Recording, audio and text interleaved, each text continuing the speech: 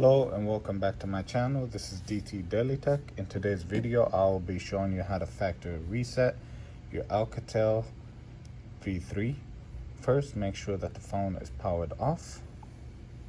Locate the power button and the volume down. Press and hold both keys once the phone is completely powered off. Continue holding until the phone powers on.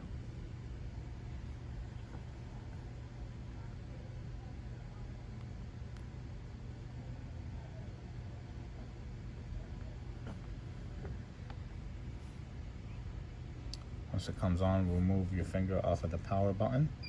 Continue holding the volume down. Once you are on this screen, go to Wipe Data Factory Reset. Power button to select it.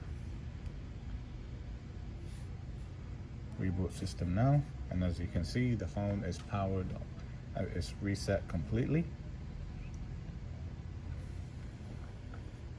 Now you do need to remember your Gmail unless you removed it ahead of time. You're okay, you can just go through the activation screen. If you found this video helpful, please like and subscribe. Thank you very much.